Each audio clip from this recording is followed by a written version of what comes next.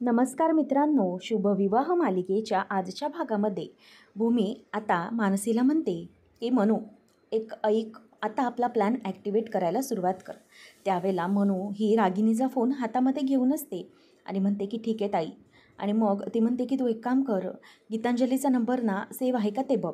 मनू म्हणते की हो ताई, गीतांजलीचा नंबर सेव्ह आहे. मग नंतर ती म्हणते की आता तू मुद्दामच खोटं खोटं फोनवर बोलण्याचं नाटक कर, फॉर्म वाचण्याचं, नंतर मग फोन ठेवून दे.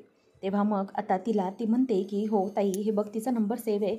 आणि मग ती फोनवर बोलायला लागते आणि म्हणते की हे बघ अगं ऐक माझं म्हणणं, मग अगोदरच्या एक्झाममध्ये ना माझं नाव मानसी देसाई होतं, आता माझं नाव मानसी पटवर्धन आहे. मला काय करावं लागेल? तेव्हा ती मैत्रिणीला विचारून नाटक करत म्हणते की ठीक आहे, मग मी माझ्या मॅरेज सर्टिफिकेटची कॉपी जोडते. मग ती फोन ठेवून पुन्हा म्हणते की ठीक आहे चालेल, हरकत नाही, मी तसंच करते. ह्या सगळा फॉर्म वाचला आहे ना, त्याप्रमाणे सगळं बघते आणि नंतर मग सगळ्या गोष्टी मी व्यवस्थितपणे करते, ठीक आहे. असं म्हणून ती आता खूप खुश होत असते, कारण रागिणीच्या फोनमधला गीतांजलीचा नंबर जो सेव्ह असतो तो नंबर मानसी आणि भूमीला आता सापडलेला असतो. म्हणून ती फोन ठेवून आता रागिणीला फोन द्यायला जाते आणि म्हणते की आई हे घ्या, तुमचा फोन काम झालेला आहे हां. असं म्हणून ती तिला फोन रिटर्न देते आणि मग रागिणी पण फोन वगैरे काही न बघता तिथेच बसते आणि नाश्ता करत असते. त्यावेळेला आकाशही येतो आणि मग भूमी सगळ्यांसाठी ज्यूस घेऊन येते. तेव्हा आजी म्हणते की भूमी बाळा बस, तू पण नाश्ता करून घे, आणि मानसी तू पण बस, चल खाऊन घे. असं म्हणून आता सगळेजण नाश्त्याला बसत असतात. मग नंतर सगळेजण बसल्यानंतर भूमीच्या लक्षात येत असतं की आता हे सगळं बोलून समोर दाखवलंच पाहिजे. रागिनी अगदी व्यवस्थितपणे खात बसलेली असते. तेवढ्यातच भूमी बॉम्ब फोडत म्हणते की अरे आकाश, तुला माहिती आहे का, आपल्या कंपनीच्या 2-3 केसेस आहेत ना, अगदी महत्त्वाच्या, त्या गीतांजलीने हँडल केलेल्या आहेत. तेव्हा आकाश म्हणतो की काय बोलतेस, हे तर मला माहीतच नव्हतं. तेव्हा मग ती म्हणते की अरे हो, हे सगळं घडलं आहे अगोदर, आणि तुला माहिती आहे मला हे सगळं राजा काकांनी सांगितलं आहे. तेव्हा हे ऐकल्यावर आकाश म्हणतो की स्ट्रेंज, मलाही माहिती नव्हती गोष्ट. तेव्हा भूमी म्हणते की आकाश, तुला माहिती आहे त्यावेळेला ना, म्हणजेच रागिनी आत्याच गीतांजलीला अप्रोच झाल्या होत्या. असं म्हटल्यावर आकाश म्हणतो की अच्छा, मग आता काय त्याचं, आणि मग तुला काय म्हणायचं आहे भूमी त्याच्यावरून, त्याचा आता इथे काय संबंध आहे? असं म्हटल्यावर आता ती म्हणते की संबंध असा काही नाही रे, परंतु गीतांजली आणि रागिनी आत्या या दोघांचाही एकमेकांशी कॉन्टॅक्ट हा नक्कीच आहे. तेव्हा मग आकाश म्हणतो की म्हणजे मला कळत नाही आहे भूमी, तू काय बोलण्याचा प्रयत्न करतेस. तेव्हा भूमी म्हणते की हे बघ आकाश, मी आता स्पष्टच बोलते, मी फिरवत फिरवत विचारत नाही. मला असा संशय येतोय की रागिनी आत्यानेच अमोलीला गीतांजलीचा रेफरन्स दिला असणार, कारण केस लढण्यासाठी गीतांजली ही तगडी वकील आहे हे आत्यानेच तिला समजावलं असणार. असं भूमी सरळ बोलून दाखवते. त्यावेळेला आकाश म्हणतो की भूमी अगं हे काय बोलतेस तू, म्हणजे याचा कशाशी काही संबंध नसताना तू हे असं बोलून दाखवतेस. तेव्हा रागिनी मुद्दामच चेहरा बारीक करते आणि मुद्दाम तिला वाईट वाटल्यासारखं करत असते. त्यावेळेला मग आकाश म्हणतो की भूमी मला नाही कळत नाही आहे, तू प्रत्येक कोणताही विषय आला तर तो आत्यावरच येऊन कसा काय घसरतेस, नक्की काय आहे तुझं मला कळत नाही आहे. असं तो सरळ बोलून दाखवतो. तेव्हा रागिनीला बघतच ती म्हणते की हे बघ आकाश, मला नाही संशय आला म्हणून मी बोलून दाखवलं, बस, बाकी काही नाही, माझ्या मनातलं मी बोलून दाखवलं. आणि तसंही आकाश बघायला गेलं तर यांना उत्तर द्यायला काय हरकत आहे, आणि तसंही सगळ्या गोष्टी जर मीच सांगत राहिले ना तर उगीच घरामध्ये वाद होतील. त्यामुळे आता यांनीच काय ते मी विचारलेल्या प्रश्नाचं उत्तर द्यावं इतकंच, कारण मला संशय आला आहे. मग ती म्हणते की खरंच देवा, काय माझं हे दुर्दैव, खरंच म्हणजे इतकं सगळं मी स्वतःला प्रूव्ह करण्याचा प्रयत्न करत असते, परंतु तरीही प्रत्येक गोष्टीचा संशय हा माझ्यावरच का बरं घेतला जातो. मला ना खरंच या गोष्टीचं खूप वाईट वाटतं की घरात प्रत्येक कुठलीही गोष्ट चुकीची घडली तर त्याचा थेट संबंध माझ्याशी का बरं जोडला जातो आहे. इतकं मी स्वतःला सिद्ध करण्याचा प्रयत्न करते आहे, तरीही माझ्याच बाबतीत तसं का घडतं ना मला समजतच नाही आहे. असं रागिनी आता मुद्दामच खोटी मगरीची अश्रू गाळतच आकाशसमोर बोलण्याचा प्रयत्न करत असते. आणि आकाश म्हणतो की हे बघ आत्या, तिने तुला नॉर्मली विचारलं आहे, त्यामुळे प्लीज तू स्वतःलाचा त्रास करून घेऊ नकोस. आत्या म्हणते की अरे आकाश, माझा आणि गीतांजलीचा होता, मी नाही असं म्हणत नाही, आमचा एकमेकींशी संबंध होता, पण जेव्हा त्या केसेस संपल्या आणि बंद झाल्या त्यानंतर मग आमचा एकमेकींशी कोणत्याही प्रकारचा कॉन्टॅक्ट नाही आहे. मग मला सांग की मी गीतांजलीचा अप्रोच त्या अमोलीला कशासाठी देऊ. आणि मला एक गोष्ट समजत नाही आहे की क्षितिजा हे तुमच्या दोघांचं बाळ असलं तरीही या घरची लेक आहे ना रे ती, मग या घरातली मुलगी या घरात लवकरात लवकर यावी असं मला वाटणार नाही का, मला सांगा तुम्ही. आणि भूमी, असा विचार माझ्या डोक्यात येऊच कशा शकतो की तुमची मुलगी ही या घरात लवकर येऊ नये म्हणून, आणि त्यासाठी मी प्रयत्न करते असं वाटतंय का तुम्हाला? प्लीज नका नका रे असा चुकीचा विचार करू माझ्या बाबतीत. खरंच असं हे सगळं ऐकलं ना की माझं हृदय अगदी पिळवटून निघतं, असं रागिनी मुद्दामचंच रडून दाखवत असते. तेव्हा मग भूमी म्हणते की हे बघा आत्या, उगीच काही बोलण्याची गरज नाही आहे. मी तुम्हाला फक्त एक साधा प्रश्न विचारला होता की तुम्ही गीतांजलीला नंबर दिलात का, गीतांजलीचा नंबर अमूलीला दिलात का, परंतु तुम्ही हा कांगावा कशासाठी करताय? तेव्हा मग भूमी म्हणते की नाही आकाश, आत्या जे काही बोलत आहेत ना त्याच्यावर माझा विश्वास नाही. आणि ना माझं गट फिलिंग हे सांगतं आहे की ही सगळी जी काही गोष्ट आहे ना ती आत्याने घडून आणली आहे. गीतांजली त्या वकिलाला कशी काय अप्रोच करू शकते, म्हणूनच गीतांजलीचं नाव हे आत्याने सुचवलं असणार असं मला वाटतं आहे. तेव्हा मग आता लगेच आत्या पुन्हा नाटक करायला सुरुवात करत म्हणते की आकाश, जाऊ दे रे जाऊ दे, तिचा माझ्यावर विश्वास नाही आहे. मी स्वतःला कितीही प्रूव्ह करण्याचा प्रयत्न केला ना तरी तिचा विश्वास बसणार नाही. ठीक आहे राहू देत. त्यावेळेला मग असं म्हटल्याबरोबर सगळेजण घरातले विचार करत बसतात. आणि त्याबरोबरच आता लगेच आजी म्हणायला लागते की ठीक आहे, तुम्हाला आताच काही ते खरं खरं बघायचं ना, मग ठीक आहे बाबा, आपण बघूया काय खरं आहे ते. तेव्हा आता लगेच रागिनी देवापुढे हात जोडते आणि म्हणते की हे देवा, तूच आता काय ते खरा मार्ग दाखव यांना, आणि मी याच्याशी निगडीत नाही आहे हे तूच यांना दाखवून दे, असं ते बोलत असतात. त्यावेळेला मग आता इथे आकाश म्हणतो की भूमी काय आहे हे सगळं. तेव्हा भूमी मात्र ऐकून घेत नसते. ती म्हणते की नाही आकाश, माझी गट फिलिंग मला सांगते ना, त्याला मी नकार देऊ शकत नाही. मला खरंच असं वाटतं आहे की हे सगळं आत्यानेच घडवून आणलं आहे. रागिनी मात्र मुद्दामच गालातल्या गालात हसत असते. आणि मग आत्याला तिला म्हणत असते की मनातच, भूमी हाच तर तुझा प्रॉब्लेम होतो, प्रत्येक वेळेला माझ्यावर आरोप करतेस परंतु तुझ्याकडे असा कोणताही ठोस पुरावा नसतो आणि प्रत्येक वेळी अशीच थोंडगशी पडत असतेस तू. नंतर आता आजी म्हणते की थांब, मी माझ्या फोनवर बोलणं करते अमोलीशी, बघूया ती काय बोलते. तेव्हा मग आजी फोन लावते आणि स्पीकरवरच फोन ठेवते. नंतर म्हणते की बरं अमोली. तेव्हा आजीला ती विचारते की काय गं, तुझी तब्येत ठीक आहे ना? तेव्हा आजी म्हणते की हो तब्येत ठीक आहे. मला एक गोष्ट सांग की जी ॲडव्होकेट गीतांजली आहे ना तुझी, तिचा रेफरन्स तुला कोणी दिला, म्हणजे आमच्या रागिनीने वगैरे तिचा नंबर तुला दिला आहे का? तेव्हा ती आता समोरून बोलते की नाही आजी, अगं आत्याचा या सगळ्याशी काहीही संबंध नाही आहे. तेव्हा मग आता लगेच ती आजी फोन ठेवते आणि आकाश म्हणतो की बघितलंस, अगं तू उगीचच संशय घेत असतेस. की अमोली ही स्वतःहून बोलली आहे की तिला कळलं की ती टॉपची ॲडव्होकेट आहे आणि म्हणून तिने तिचा नंबर दिला आहे. मग तू उगीचच आत्यावर संशय घेत होतीस, बघितलंस ना? तेव्हा लगेच भूमी म्हणते की अरे आकाश, अगदी धडधडीत खोटं बोलते अमोली. परंतु आकाश हा भूमीचं ऐकून घ्यायलाच तयार नसतो. त्यानंतर आपल्याला पाहायला मिळतं की आकाश हा रूममध्ये येतो. भूमी मागोमाग आल्यावर आकाश भूमीवर चिडतो आणि म्हणतो की भूमी, अगं काय चाललं आहे तुझं सगळं, तुला कळतं आहे का, तू असं का वागतेस? अगं प्रत्येक वेळेला तुला आत्यावर आरोपच का करायचे असतात? अगं ती स्वतः बदलली आहे तरीही तू तिला त्याच गोष्टींची जाणीव का करून देतेस? आणि तुला असं का वाटतं आहे की आत्या स्वतःहून गीतांजलीचा नंबर अमोलीला देईल आपल्या विरोधात, म्हणजे आपली क्षितीच्या घरी येऊ नये असं आत्याला वाटेल, असं तुला वाटलंच का सगळं? तेव्हा मग भूमी म्हणते की हे बघ आकाश, मला एकच कळतं आहे की हे जे काही गोष्ट आहे ना ते अमोली खोटं बोलते आहे. अमोली कुठल्या लेवलपर्यंत जाऊन बोलू शकते हे मला चांगलंच माहिती आहे. आकाश म्हणतो एक मिनिट थांब, मला सरंजामींचा फोन येतो आहे. भूमी म्हणते बघ काय झालं ते. मग आकाश फोन उचलतो आणि त्यांना म्हणतो की सर काय बोलताय तुम्ही हे? अहो उद्या कोर्टात केस आहे आणि तुम्ही हे सगळं काय बोलताय? तेव्हा मग आकाश त्यांच्याशी बोलणं बंद करतो. नंतर भूमी विचारते की आकाश मला सांग काय झालं आहे नेमकं? तेव्हा आकाश सांगतो की अगं सरंजामी वकिलांनी आपली केस सोडली. तेव्हा भूमी वैतागते आणि म्हणते की काय बोलतेस तू? हे असं कसं वागू शकतात ते? म्हणजे इतके वकील आहेत, मोठे ख्याती आहे त्यांची, आणि आपली केस अशी अचानक अर्ध्यावरच कसे सोडू शकतात? आणि तेही आपल्या केसच्या कोर्टातल्या केसच्या आदल्या दिवशी ते आपल्याला कळवत आहेत. हे अगदी अनप्रोफेशनल वागणं नाही वाटत आहे का तुला? तेव्हा मग आकाश म्हणतो की आता अनप्रोफेशनली वागले तर आहेत, परंतु आपण काय करू शकतो आता? आता इतक्या शॉर्ट नोटीसवर दुसरा वकील कसा शोधायचा आहे आपण? खरंच कळत नाही आहे. आता आपल्या बाजूने इतका हुशार वकील कोण आणि कसा सापडेल जो गीतांजलीच्या बरोबर तगडी केस लढू शकतो? खरंच मला कळत नाही आहे की हे सगळं काय आहे ते. आता भूमी मात्र म्हणते की आकाश हे बघ, नको घाबरूस, आपण करूया काहीतरी. आकाशला ती म्हणते की काय करायचं काय पण आपण? तेव्हा आकाश म्हणतो की आता एकच गोष्ट करावी लागेल, ती म्हणजे आता एकदम थोड्याच वेळामध्ये अक्षरशः आपल्याकडे आता अर्धाच दिवस उरला आहे आणि त्याच दिवसामध्ये आपल्याला आता एक वकील शोधायचा आहे जो आपली केस लढू शकेल.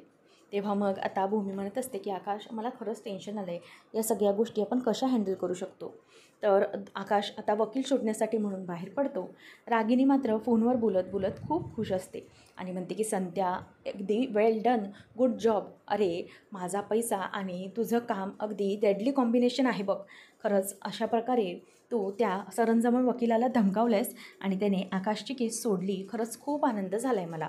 तेवढ्यातच आता इथे लगेच पौर्णिमा पण बाजूला असतेच आणि पौर्णिमा म्हणते की खरंच खरंच आई, खूप आनंदाची बातमी आहे. म्हणजे उद्या केस आहे कोर्टात अगदी ठेपलेली आणि भूमीचा वकील ही केस सोडतो, याचा जबरदस्त मोठा धक्का त्यांना आता बसला असेल ना. तेव्हा रागिनी म्हणते की हो हो, अगदी सोन्याहून पिवळं झालं आहे. आता बघूया आपण की आकाश आणि भूमी ही केस कशी जिंकतायत ते. दोघंजणांनाही ती केस जिंकताच येणार नाही आहे, कारण आपण इतका मोठा सापळा रचून ठेवला आहे की त्या आकाश आणि भूमीला ही केस आता जिंकताच येणार नाही आहे. इतका आनंद झाला आहे म्हणून सांगू. आता भूमीला म्हणाव, बघ कोण वकील सापडतोय का ते बघ. काही झालं तरीही ती हे केस जिंकूच शकणार नाही आहे. तेव्हा मग अमोली तेव्हा मग पौर्णिमा म्हणते की आई, आता त्या भूमीचा चेहरा तर असा झाला असेल ना, अगदी बघण्यासारखा झाला असेल तिचा चेहरा. म्हणजे इतकी वाईट वाटत असेल तिला की बघायला नको. तेव्हा मग रागिनी म्हणते की मला बोलत होती, माझ्यावरती आरोप करून दाखवत होती, परंतु तिचे कोणतेही आरोप सक्सेसफुल होणार नाही आहेत. काय करणार बिच्चारी भूमी, असं म्हणून दोघीजणी आता तिच्यावरती खूप हसत असतात आणि अगदी एन्जॉय करत असतात, कारण त्यांच्या मनासारखं सगळं घडत असतं आणि भूमीसाठी वकील मिळत नाही म्हणून त्यांना आनंद होतो. आता भूमी तिच्या रूममध्ये असते आणि क्षितिजा बाळाचा जो फोटो असतो कपाटावर लावलेला तो फोटो, त्याचप्रमाणे आकाशने जी कविता लावलेली असते ते कविता देखील ती बघत असते. कोशिश करने वालों के कभी हार नहीं होती. तेवढ्यात भूमी मनात विचार करत असते, परंतु मनातनं तर पूर्णच खचून गेलेली असते. आता मनू ही भूमीला बघते आणि मनूला माहीत असतं की आपल्या ताईला आता खरंच खूप वाईट वाटत असणार. इतक्या सगळ्या गोष्टी घडून गेल्या आहेत म्हणून तिच्या मनातून ती पूर्ण खचून गेलेली असणार, हे तिच्या लक्षात आलेलं असतं. त्यावेळेला भूमी ही त्या कवितेकडे आणि बाकी बघतच राहते. नंतर आता भूमी ही बसलेली असताना अगदी खचलेली असते. मनू तिच्याजवळ येते, तिच्या खांद्यावर हात ठेवते आणि म्हणते की ताई, मला कळतं आहे सध्या तुझ्याबरोबर जे काही घडतं आहे ना, त्यामध्ये मनातून तू खूप खचून गेली आहेस. परंतु मला हेही माहिती आहे की माझी ताई आहे ना, अशी सहजासहजी हार मानणार नाही. ती या काहीतरी गोष्टीमधून नक्कीच काहीतरी शोधण्याचा प्रयत्न करेल, हे मला माहिती आहे. त्यामुळे अजिबात हरू नकोस तू. मला एकच गोष्ट कळते आहे की किती काही झालं तरीही प्रत्येक गोष्टीतनं माझी मार्ग काढणारी ताईच असते सगळ्या गोष्टीतून. आता तर हा आपल्या बाळाचा विषय ना, मग आपण असं खचून चालणार नाही. तेव्हा भूमी म्हणते की हो गं मनू, तू बोलतेस ते अगदी बरोबर बोलतेस आणि आकाश आता वकिलाचा शोध घेण्यासाठी गेलाच आहे. तेव्हा मग भूमीला ती म्हणते की तू नको काळजी करूस. तसंही तू त्या दिवशी सांगितलं होतंस ना की आईच्या प्रेमाला कुठल्याही प्रकारच्या डिग्रीची गरज नसते. तिची ममता हेच तिची सगळ्यात मोठी ताकद असते, बरोबर ना. मग आपण त्याच ताकदीच्या जोरावर आता लढायचं आहे. आपल्या क्षितिजाला आपण परत मिळवायचं आहे. मग आता त्यावर ती म्हणते की मला तर वाटतं आहे की एकच काम आपण केलं पाहिजे, ते म्हणजे की आपले जे काही पुरावे आहेत ना, ते सगळे पुरावे आपल्यापर्यंत जे जे काही आहेत ते सगळे शोधले पाहिजेत. तेव्हा मग आता भूमी म्हणायला लागते की तेच त्या पौर्णिमाला मी खूप ओरडून झालेली आहे, खूप समजावून झाली आहे की तुझ्याकडे जर बाळाविरोधातला पुरावा काही असेल तर तो दे, परंतु ती मुलगी ऐकायलाच तयार नाही आहे. तेव्हा मग मनू म्हणते की आपण एक काम करूया ताई, आपण ना जे आपल्या बाळाचं डुबतं आहे ना ते शोधूया ना. ते बाळाचं डुबतं म्हणजे आपल्याबद्दल सगळ्यात मोठा पुरावा असेल, जो आपण कोर्टात दाखवू शकतो. म्हणून ते दुपटं आपण घेऊया पौर्णिमाकडून. तेव्हा मानसीला ती म्हणते की अगं, तुला वाटतंय का मी तिच्याकडून ते मागितलं नसेल दुपटं? 1000 वेळा मागितलं आहे, परंतु तरीही द्यायला तयार नाही आहे. मुद्दाम करते ती सगळं. तिला आपल्याला हरवायचं ना, म्हणून हे सगळं सुरू आहे तिचं. तेव्हा मग आता मानसी म्हणते की ठीक आहे, जाऊ देत, आपण एक काम करूया. पौर्णिमा ते सहजासहजी दुपटं द्यायला तयार नाही आहे ना, मग आपण एक काम करूया. आता तसंही पौर्णिमा तिच्या खोलीमध्ये नाही आहे, मग आपण दोघीजणीही जाऊया आणि तिच्या खोलीतून ते डुबतं शोधूया. तेव्हा भूमीला ते मान्य थोडंफार नसतं, परंतु मानसी म्हणते की हे करावंच लागेल आपल्याला काहीही बाळाला परत आणण्यासाठी. म्हणून आता ती मनूला म्हणते की हे बघ मनू, तू तिथे कपाटाकडे शोध, मी इथे बेडवर वगैरे ड्रॉवर्समध्ये शोधते. म्हणून आता दोघीजणीही सगळीकडे ते दुपटे शोधायला सुरुवात करतात.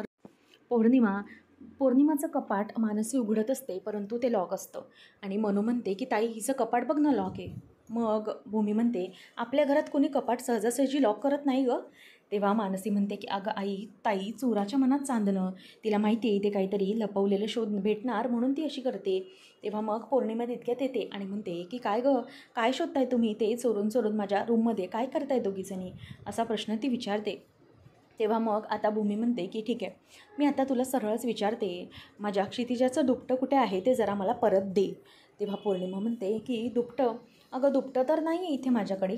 तेव्हा मग आता भूमी म्हणते की हे बघ उगीच खोटं खोटं बोलू नकोस, मी बऱ्या बोलाने सांगते तर प्लीज मला ते दुपटं माझं परत दे.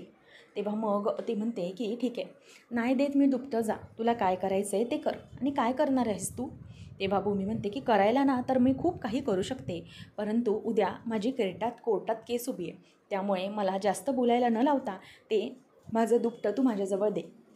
आणि तिला मानसी पण बोलते की तुझं काय चाललं आहे गं, म्हणजे तुझी ही बहीण आहे आणि बहीण असूनही तू तिच्याशी वैऱ्यासारखी का वागतेस.